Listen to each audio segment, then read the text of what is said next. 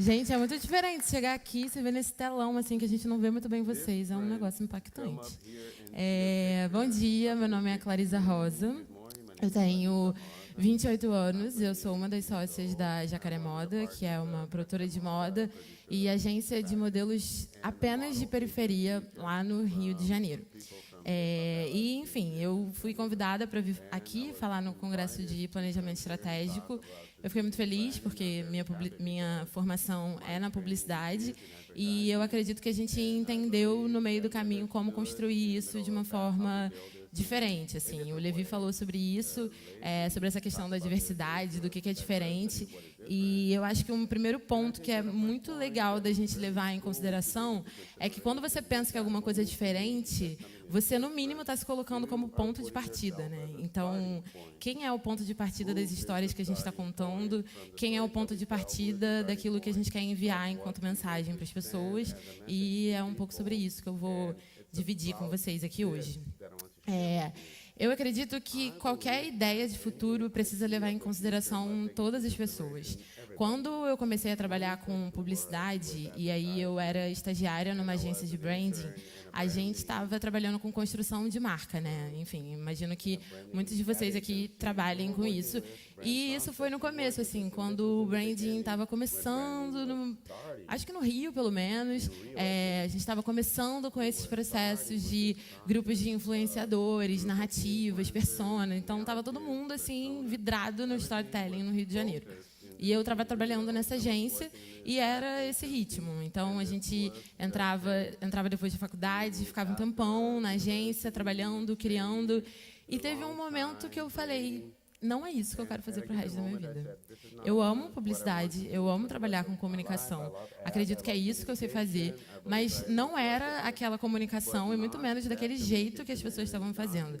Eu, por exemplo, não acreditava que criar campanhas de comunicação em que a gente estivesse vendendo um hambúrguer que custava mais ou menos R$50 e que a cada venda R$1 ia ser doado para alguma instituição filantrópica, isso ia acabar com a fome no Brasil. Eu também não acreditava que, no fundo, as marcas super elitistas da moda no Rio, elas estavam realmente preocupadas em como ressignificar e transformar a maneira que as mulheres eram vistas nessa comunicação. Eu também não acreditava que num workshop criativo de 3 dias a gente realmente ia ensinar para as pessoas o propósito dos seus trabalhos. Eu falei, não é sobre isso. Eu sei que eu quero falar disso, mas não é exatamente desse jeito. Então, essa que está aqui falando para vocês sou eu, uma mulher que a gente não tem nenhuma dúvida que eu sou uma mulher negra. Eu moro na periferia do Rio de Janeiro, eu nasci numa favela no Rio de Janeiro. A minha mãe foi empregada doméstica e o meu pai trabalhava numa escola pública lá do Rio, e eu tive a oportunidade de estudar em uma das faculdades mais importantes e graduadas da cidade. Eu já viajei para vários países diferentes. Hoje eu trabalho como consultora de comunicação e assuntos de diversidade. Eu estou botando entre aspas porque a gente vai falar mais sobre isso. E isso forma aquilo que eu sou hoje. E aí eu não sei se vocês estavam preparados para chegar aqui hoje e encontrar esse tipo de pessoa aqui em cima, falando para vocês. Então, se esse conteúdo, ou aquilo que eu falo, ou o que o meu corpo fala primeiro do que qualquer coisa que eu fale, porque eu também entendi isso, que eu era uma mulher negra e que, independente do que eu falasse, a minha identidade ia falar primeiro do que eu. Então, talvez vocês já tenham estereótipos na cabeça de vocês e coisas que vocês estejam pensando sobre o perfil das mulheres negras. E se, de alguma forma, eu estou aqui hoje e quebro esse perfil, ou não, enfim, eu não sei o que vocês estão pensando, tem muita coisa que a gente precisa falar sobre isso, né? Sobre ressignificar esse lugar. Então, a gente sabe, tem muitos dados já dizendo que o perfil do jovem brasileiro mudou. A gente tem muitas pesquisas estatísticas que mostram a diferença que faz quando um jovem negro de periferia, ele acessa informação, né? O quanto que isso se transforma, o quanto que a vida das pessoas é transformada. O Levi falou sobre isso, que depois que ele entrou na faculdade, ele teve acesso a muitas coisas e a vida dele mudou. Então, esse dado a gente já sabe. A gente já sabe que o perfil do jovem brasileiro mudou. A gente também já sabe que a forma de produzir conteúdo na era digital mudou. A gente não faz mais como era, sei lá, nos anos 90, no começo dos anos 2000. A gente também já tem informação de que o empreendedorismo é uma das maiores opções de olhar e se pensar o futuro dentro das periferias, principalmente por causa da falta de acesso que essa população tem. E a gente também já sabe que a informação, teoricamente, está um pouco mais distribuída. E eu acredito que vocês conheçam esses dados, porque quando vocês estão dentro das agências de comunicação de vocês, buscando criar campanhas que alcancem todas as pessoas, vocês consomem esses dados. São essas as pesquisas que vocês leem quando vocês vão fazer trabalho de campo para desenvolver algum produto novo para classes C, D e E. Vocês consomem esses conteúdos, vocês sabem do que eu estou falando. Eu acredito que o que a gente ainda não vê e o que esses dados ainda não mostraram para a gente é como vocês, pessoas brancas que trabalham no mercado da comunicação, estão realmente recebendo essas mudanças e o que vocês estão pensando que é possível de fazer diante de todo esse cenário que ele, como todo mundo já falou aqui, muda muito rápido. E aí, uma coisa que eu fiquei pensando é o que a gente não estava esperando ver, né? O que nós, enquanto publicitários, enquanto pessoas que trabalham com planejamento estratégico, criatividade, o que a gente não estava esperando encontrar quando a gente, enfim, começou a desenvolver os nossos trabalhos. E aí, eu queria perguntar uma coisa para vocês, que é, quem aqui trabalha com comunicação há, sei lá, uns 10 anos? Levanta a mão. Levanta a mão mesmo, gente. Eu sei que isso fala sobre a idade, mas, assim, tudo bem. Quem trabalha com comunicação há uns 5 anos? Então... tem menos gente. Quando vocês começaram a trabalhar e fazer o que vocês fazem hoje, vocês imaginavam que, por exemplo, um coletivo como o MOOC, que surgiu na periferia de São Paulo, que na época eram 8 jovens de perfis diferentes, um dia eles iam estar disputando o mercado e construindo campanhas de comunicação com marcas que são muito grandes. Vocês estavam esperando encontrar e perceber que existem agências de comunicação dentro das favelas hoje? No Rio de Janeiro tem, pelo menos. Vocês também estavam esperando que talvez vocês tivessem que tirar campanhas inteiras do ar porque elas subiram, e depois que elas subiram, as pessoas olharam, questionaram e falaram, isso não se comunica com a gente não se vê aí. Então, muito por falta de representatividade e muito de uma noção de realidade, né? Acho que, no fundo, ninguém estava realmente esperando que esse dia ia chegar e que isso ia acontecer e ia ser real. E esse dia já chegou, a gente tem diversas marcas que, enfim, a gente conhece e que elas precisaram, depois de colocar campanhas inteiras de pé, ressignificar ali a mensagem que estava sendo enviada para as pessoas. E aí eu acredito que isso tem muito a ver, o não esperar que essas coisas aconteçam, tem muito a ver com a necessidade de aprender a dividir um espaço, aprender a dividir um lugar, e escutar vozes que lá no fundo talvez ninguém estivesse afim e esperando que realmente ia precisar ouvir. Ninguém estava esperando que, no fundo, ia ter um momento que o nosso conhecimento de pesquisa e aquilo tudo que os dados apresentam para a gente, talvez eles fossem ser questionados, né? A gente trabalha muito com a análise de dados e com os grandes números, e talvez aquilo que está nascendo nas ruas, está sendo visto pelas pessoas, está sendo desenvolvido, às vezes ele questiona, sim, aquilo que a pesquisa traz para a gente. Como é que a gente vai lidar e viver com tudo isso? E aí, eu queria fazer um teste muito rápido com vocês, que é o teste do pescoço. Alguém já ouviu falar desse teste? Não? Ninguém? Que isso, gente? Já ouviu falar? O teste do pescoço é o seguinte, é uma metodologia incrível e inovadora que você vai virar para o seu lado direito. Vira para o lado direito, gente. Vira para o lado direito. Agora você vai virar para o seu lado esquerdo. Muito bem, vocês estão super sincronizados. E aí, esse é o teste do pescoço, gente. Olha só que coisa incrível, uma metodologia ancestral que eu aprendi, que é de você olhar para o lado e perceber quem são as pessoas que estão perto de você. E aí, eu acredito que isso fala muito também sobre quais são os espaços que a gente circula e quem são as pessoas que, no fundo, elas se tornam a nossa referência. Porque agora, fazendo essa coisa simples, que foi olhar para o lado e perceber quem está perto de você, isso fala muito sobre o nosso desejo de ter segurança, o nosso desejo de permanecer no conforto e a nossa certeza do conhecimento. Porque quando você olha para o lado e você vê que as pessoas com quem você está falando, elas são muito parecidas com você, você não tem muito que inventar a roda, né? Você pode continuar fazendo aquilo que você sempre fez, porque você tem mais ou menos uma certeza de que essa mensagem que você está passando, ela está alcançando as pessoas, porque você olha para o lado e você se vê. Não tem muito mistério nisso. E eu acredito que quando a gente para pensar sobre isso, a gente se depara com 2 pontos, que é a zona de segurança e o desejo de mudar o mundo.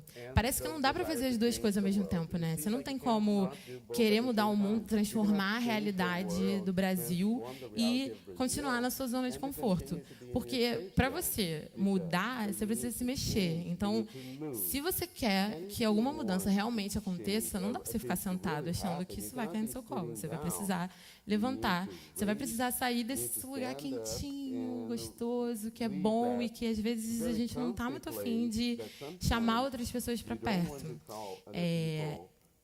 E quando a gente pensa sobre isso, né, de chamar as pessoas para perto, tem uma questão que é importante, que é quanto mais gente a gente traz para perto com visões diferentes da nossa, teoricamente a nossa fatia do bolo diminui, né? Porque se tem um monte de gente disputando o mesmo pedaço de bolo e isso precisa dar para todo mundo, alguém vai ter que comer menos.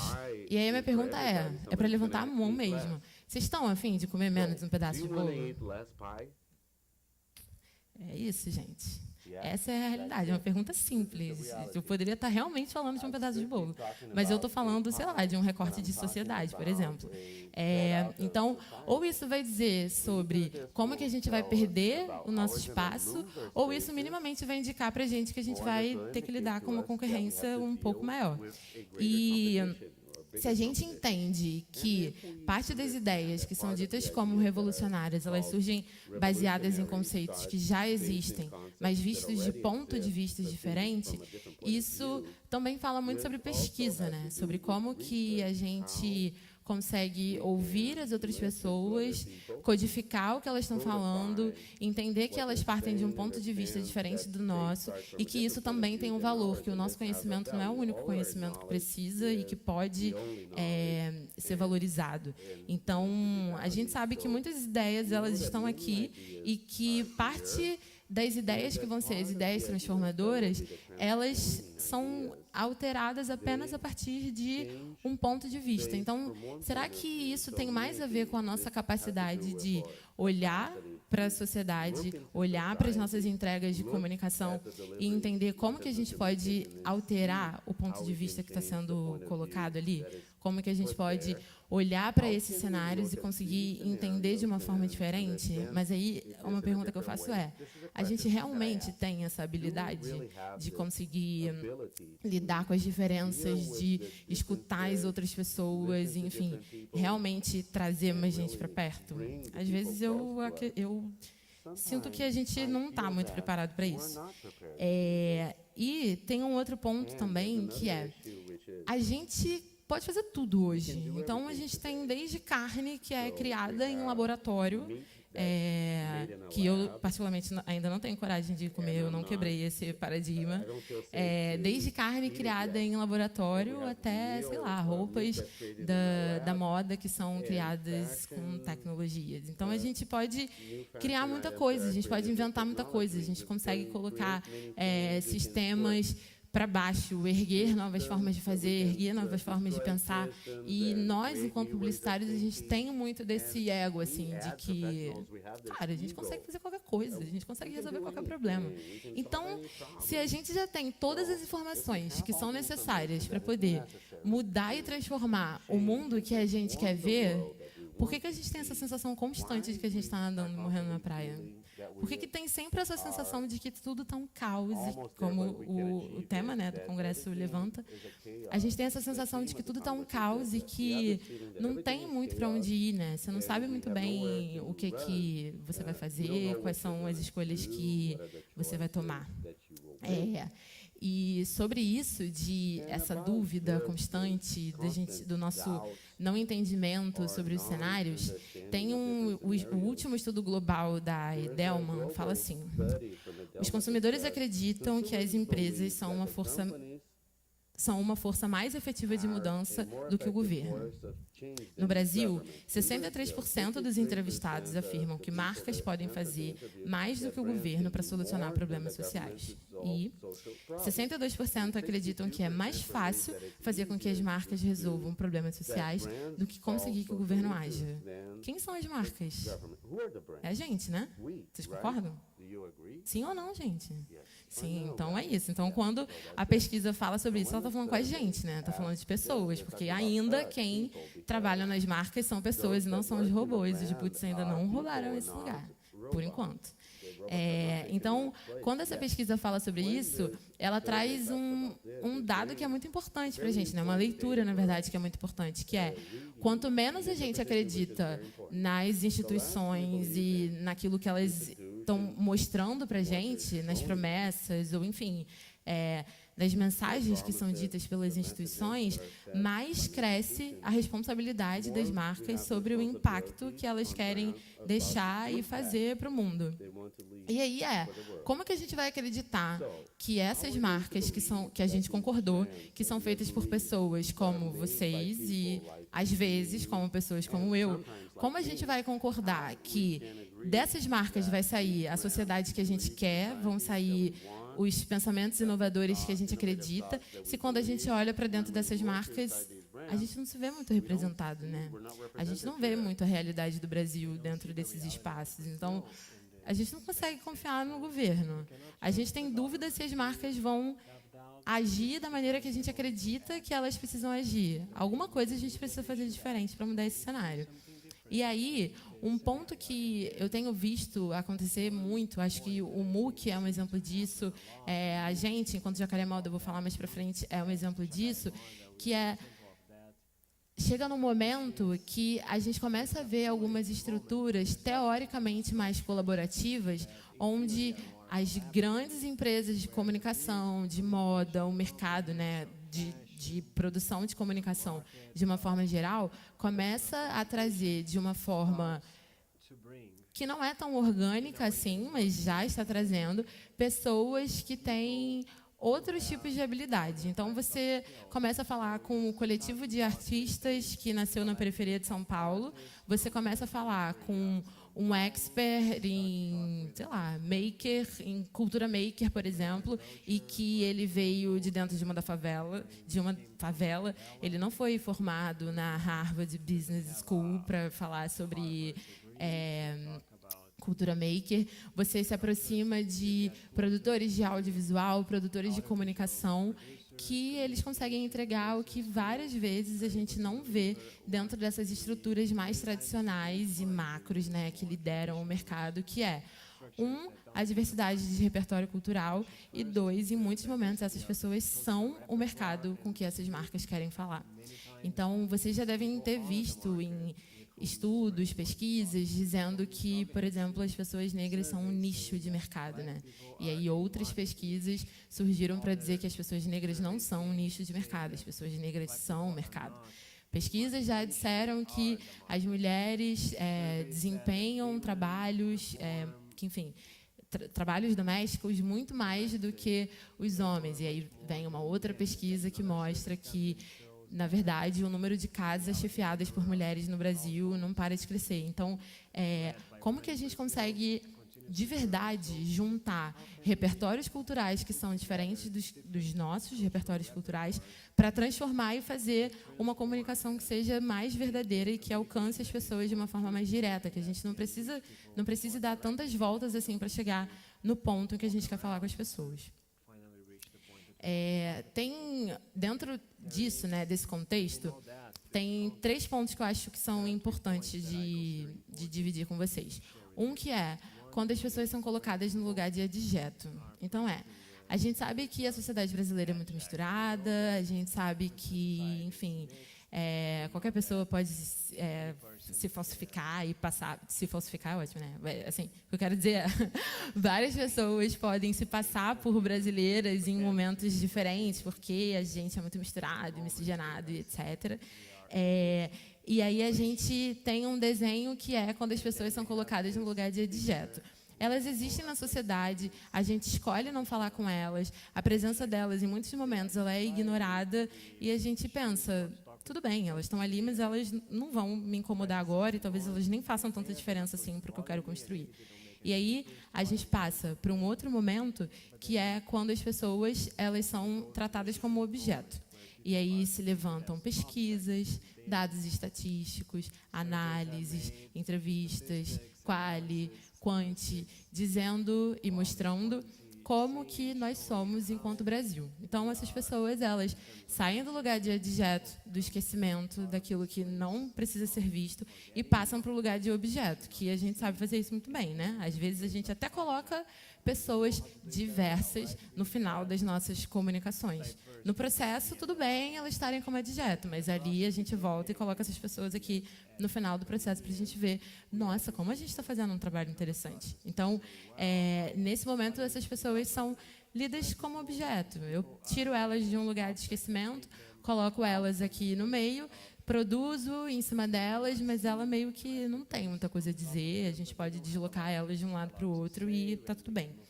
Até que, para mim, a gente ainda não chegou nesse ponto, a gente tem transformado isso, são passos lentos, mas a gente tem transformado isso, que é colocar as pessoas como sujeito.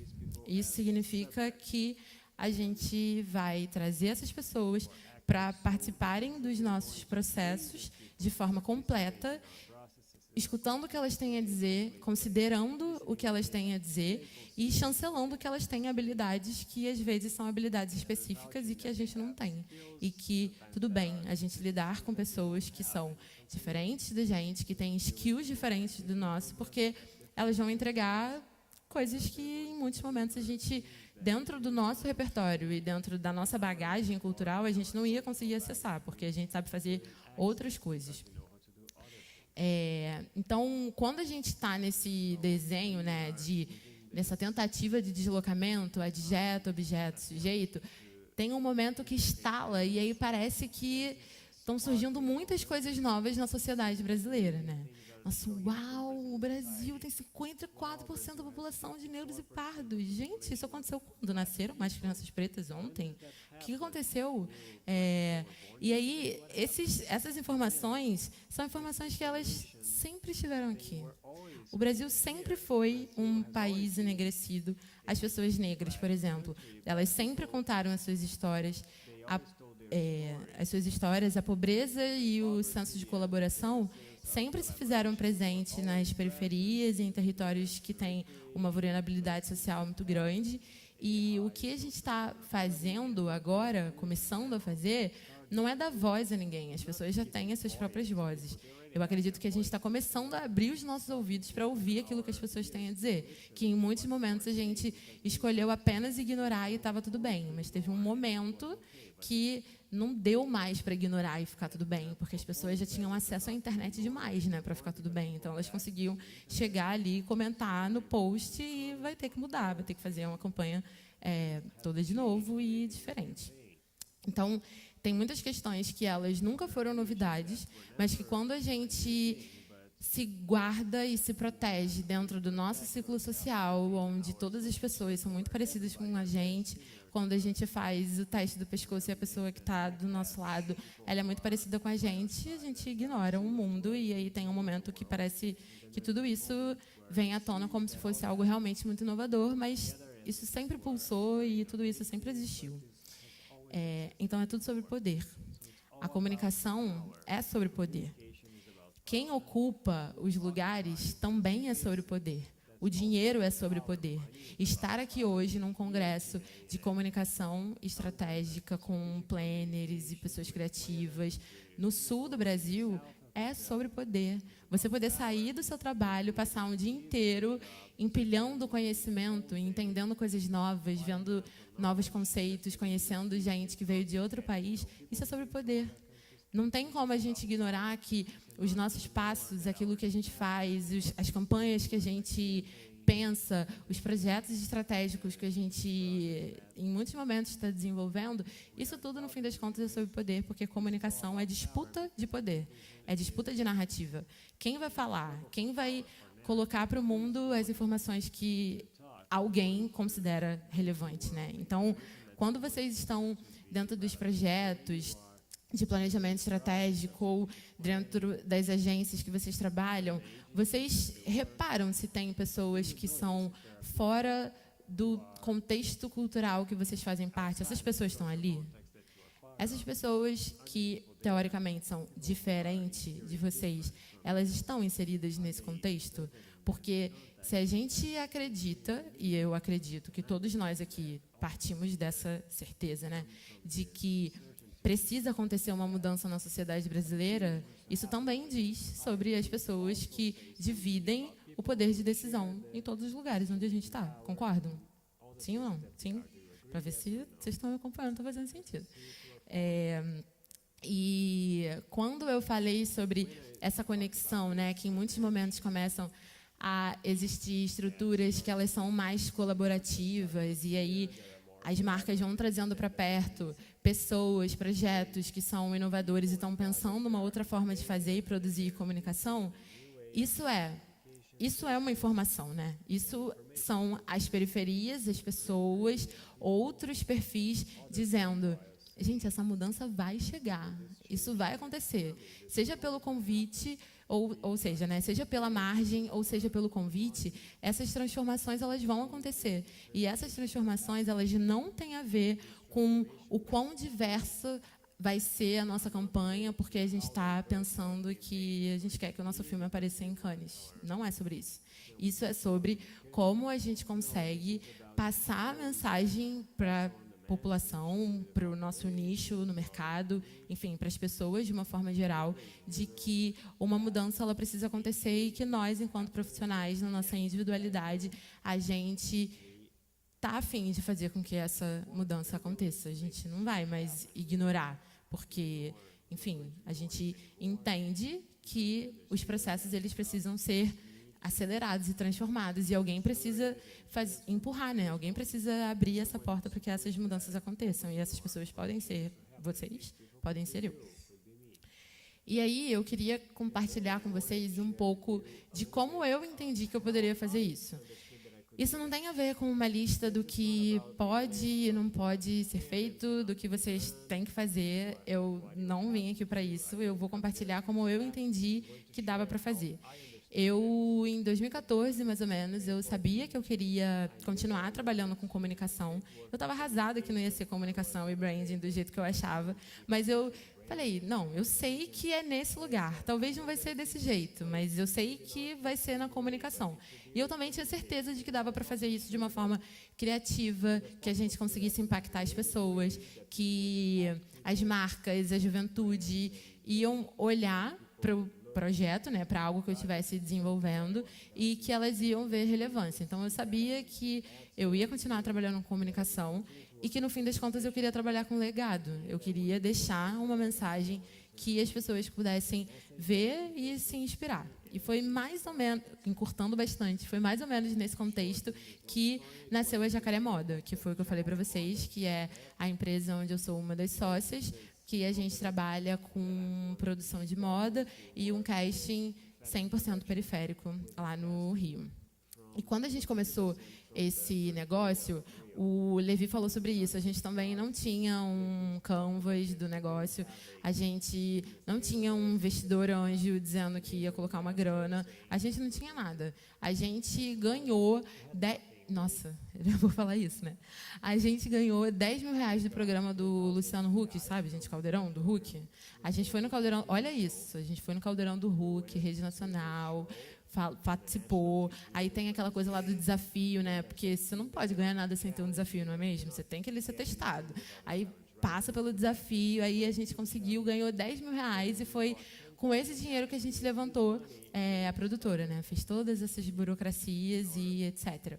E, a partir daí, a gente entendeu que, tá, tudo bem, a gente vai falar com as pessoas na periferia, mas a gente vai falar como, a gente vai falar o quê, a gente vai fazer o quê.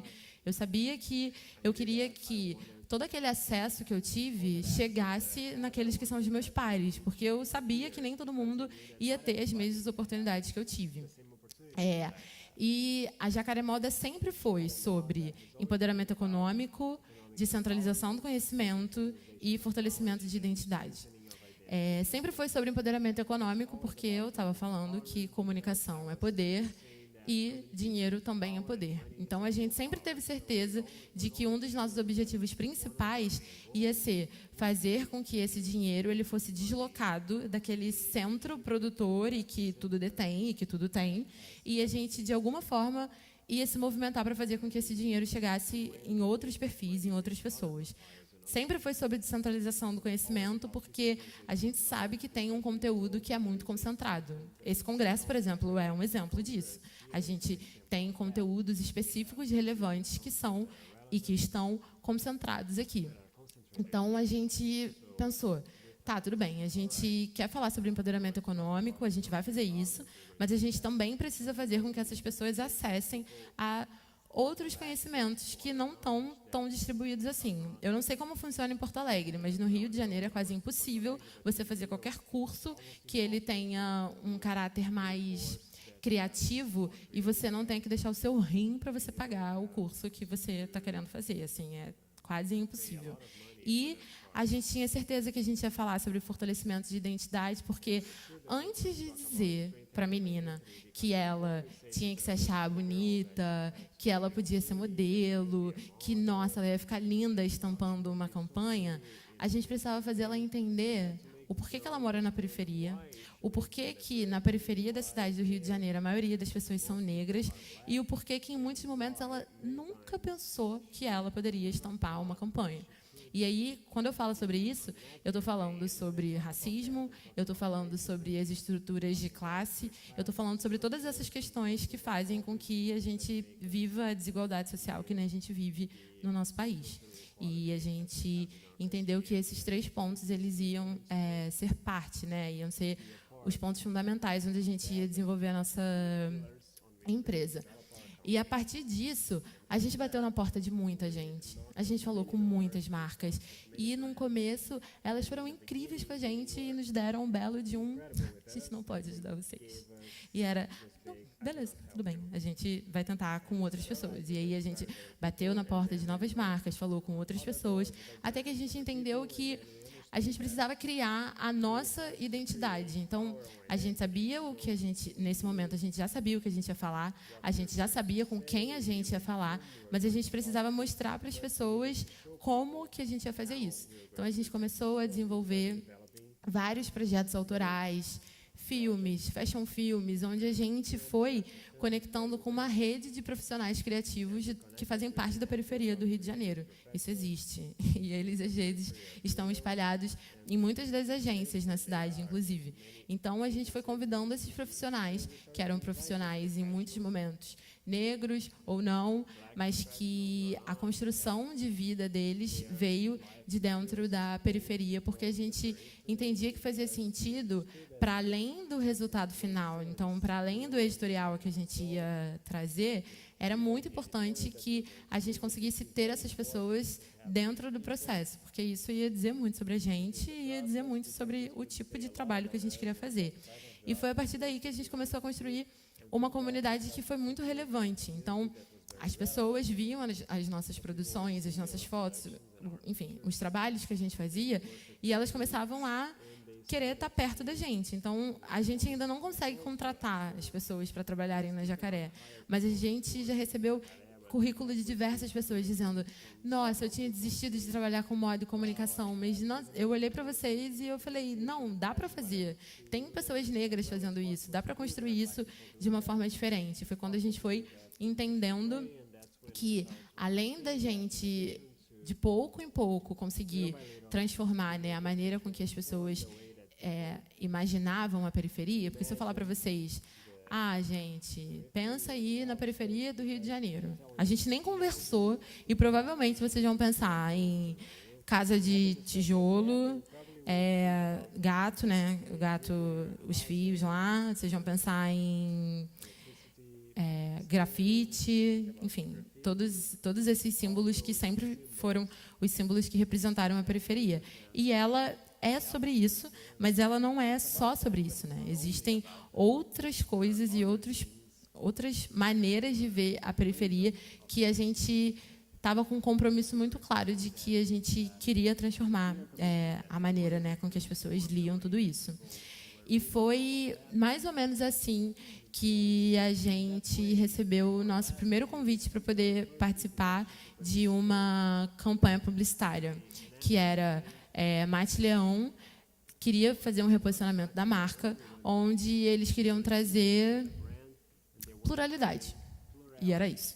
Então, eles convidaram a gente, já conheciam o nosso trabalho, e falaram, essa missão vai ficar para vocês. A gente quer falar sobre o lançamento de um novo produto e a gente entendeu que o casting de vocês faz muito sentido e tem a ver com a mensagem que a gente quer passar.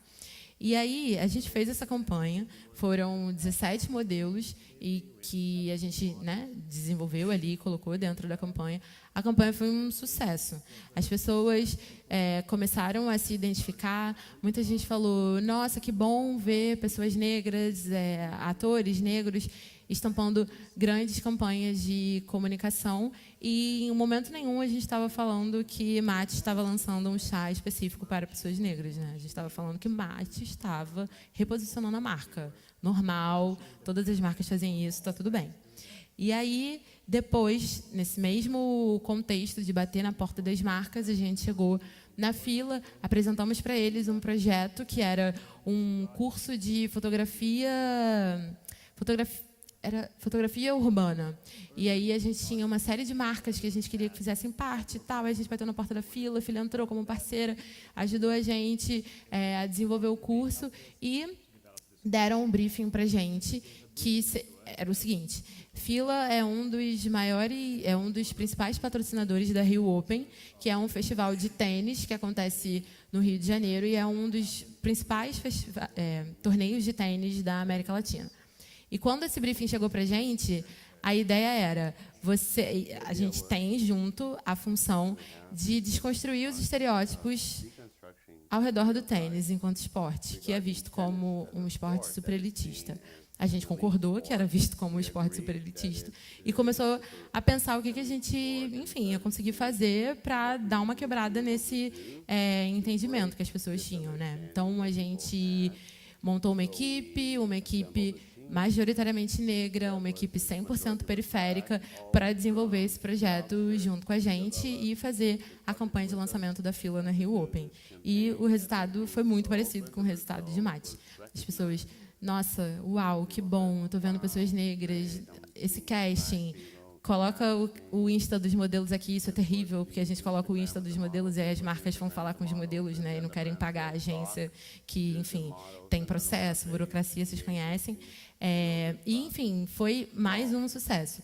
Então, aqui, em momento nenhum, a gente está fazendo campanhas que falem sobre racismo, combate ao racismo. Vocês viram escrito isso em algum lugar? Isso não apareceu em lugar nenhum. Em nenhum momento a gente estava falando sobre produtos específicos para pessoas negras. Então, não é um torneio de tênis específico para pessoas negras. Como eu falei, também não é um lançamento de um chá que é específico para pessoas negras. Era uma comunicação de forma orgânica e trazer para as pessoas aquilo que é a realidade do Brasil. E a realidade do Brasil é a gente ter uma população que é 54% negra e parda. E a gente precisa levar isso em consideração e não ignorar, porque a gente já ignorou tempo demais. E todo esse tempo que a gente ignorou a realidade brasileira, tanto em relação às questões raciais quanto em relação às questões de desigualdade, levaram a gente a viver isso que a gente está vivendo agora. E tentar entender como que a gente faz para emergir desse caos que nós mesmos, enquanto sociedade, a gente foi amarrando, né? A gente foi mergulhando nessa lama meio que junto. Então, o que a gente consegue fazer agora para sair junto desse mesmo lugar onde a gente se colocou? E quando a gente está falando sobre essa questão de periferia, sobre, de alguma forma, esses grupos minorizados, porque em relação às pessoas negras, por exemplo, não são grupos minoritários, são grupos minorizados, porque quando a gente olha para a sociedade, a gente sabe que essas pessoas estão presentes e, na verdade, elas são a maioria. Então, existem estratégias de poder e de dominação para fazer com que esses grupos eles sejam minorizados. E, ainda assim, dentro de grupos minorizados, a gente não tem uma homogeneidade, né? Cada periferia ela fala de uma forma, cada grupo social se manifesta de uma forma, o movimento feminista traz alguns pontos, o movimento feminista negro fala sobre outras questões e está todo mundo querendo equidade, né? Então, a gente precisa partir do ponto de entender que, por mais que em muitos momentos é uma estratégia colocar todo mundo no mesmo bolo, porque fica mais fácil de falar assim, a chance de você errar é menor, isso não é uma realidade, porque a gente precisa entender que, enfim, cada parte tem sua particularidade. E foi isso que aconteceu com a gente. A gente estava no Rio de Janeiro, a gente estava falando com as periferias do Rio de Janeiro e a gente entendeu que a favela do Jacaré se manifestava de uma forma, a favela da Mangueira se manifestava de outra. Eu moro em Madureira, outra pessoa mora, sei lá, no Meier, e são formas diferentes e está todo mundo sobre o mesmo território. E a gente pensou, a gente precisa conseguir falar com mais pessoas e, enfim, como que a gente vai fazer isso? E foi entendendo que a gente ia precisar fazer uma mudança no nosso modelo de negócio. Então, antes a gente falava muito com o mercado da moda e a gente entendeu que o mercado publicitário era muito interessante, porque o mercado publicitário domina o poder, domina a construção, a forma que essa mensagem vai ser enviada para as pessoas, né? Como que as pessoas vão receber essa informação que a gente quer passar. Então, a gente entendeu, tudo bem, então a gente fala com o mercado da moda, agora a gente entende que a gente quer falar com o mercado publicitário também. A gente tinha um desafio, que era um desafio da escalabilidade, que é como a gente faz para falar com várias periferias diferentes, mantendo a nossa essência, e até falar com outras periferias fora do Rio de Janeiro. Então, beleza, isso também é algo que a gente já estava na nossa cabeça, a gente sabia que a gente ia precisar fazer. A gente ia precisar passar por um processo de rebranding. Isso poderia vir de várias formas, de muitos lugares diferentes. Com a gente, veio a partir do nosso nome. A gente era conhecido como Jacaré Moda, porque toda essa construção nasceu na favela do Jacarezinho e a gente entendeu que tinha uma coisa muito em comum entre todas as pessoas, que elas são de origem popular. E essa coisa que tinha muito em comum falava muito sobre o processo que nós fomos construídos enquanto sociedade brasileira, então falava sobre as opressões que a gente viveu, mas, ao mesmo tempo, falava muito sobre a força, o foco, a determinação e a visão mesmo, a visão estratégica que muitas pessoas que são de origem popular, elas têm. Então, a gente foi percebendo que num mercado, e aí falando do mercado da comunicação e da moda, a gente tem muitas empresas que são grandes impérios que carregam os nomes, né, dos seus fundadores, dos seus sócios, como a Chanel, a Versace, como Dolce & Gabbana, ou as agências de comunicação, Léo Burnett, Thompson e várias outras que, enfim, a gente poderia fazer uma lista muito grande aqui. A gente entendeu, beleza, tudo bem. Então, a gente vai passar por esse processo de ressignificação e a gente vai trazer para o nosso nome um dos nomes que é um dos nomes mais popular no Brasil, seja nas periferias. Essa é a primeira vez, na verdade, que a gente está fazendo o lançamento dessa mudança de marca, né, esse momento que a gente está vivendo. Então, vocês vão, enfim, ver em primeira mão. Eu vou passar o vídeo e depois a gente segue conversando.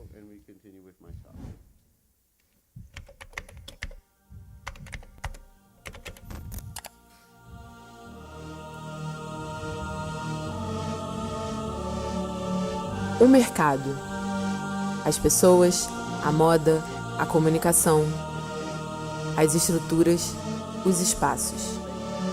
Questionamos, reconhecemos nossa identidade, nosso território, nossos jovens, nossas potências múltiplas. Ocupamos espaços. Criamos nossa própria narrativa. Novo tempo, mesma essência.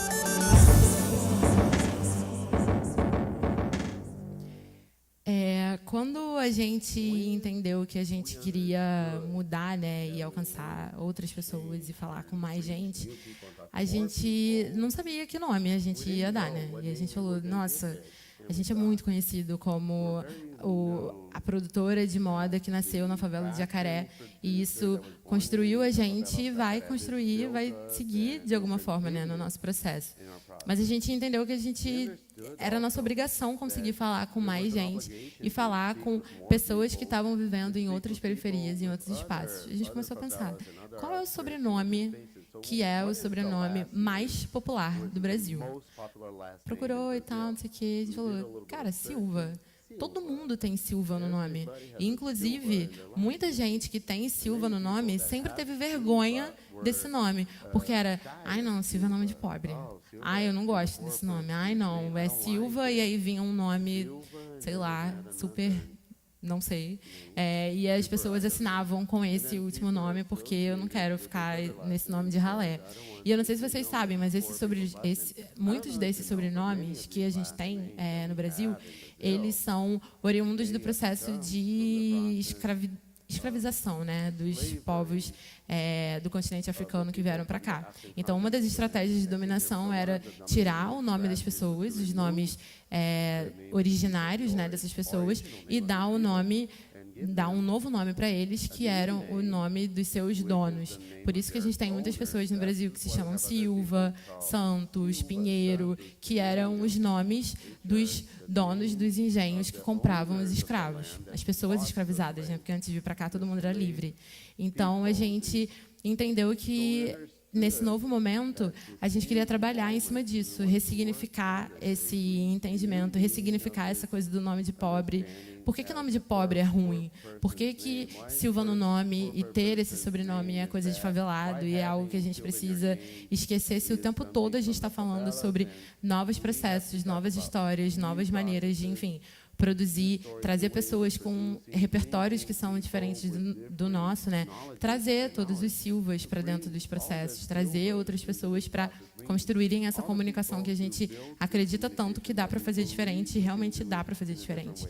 Então, nesse dia de hoje, né, o que eu queria muito compartilhar com vocês era esse pensamento do quanto que, em muitos momentos, na maioria deles, na verdade, a gente precisa entender que o nosso ponto de partida não é o único ponto de partida que existe, e que, em muitos momentos, nós fomos acostumados a entender que a gente detém todo o conhecimento, e que a gente detém o poder, e que a gente pode fazer todas as transformações que a gente quer. A gente realmente pode fazer todas as transformações que a gente quer, mas a maneira com que a gente fez essas transformações trouxeram a gente para o cenário que a gente está hoje. E eu acho que o cenário que a gente está hoje não era o cenário que muita gente queria viver, né? Todo mundo quer transformar o cenário que está vivendo hoje. Então, de alguma forma, a gente precisa se responsabilizar por isso. E, enfim, eu queria dividir um pouco desse conteúdo com vocês. E é isso. A Jacaré agora é Silva, e obrigada.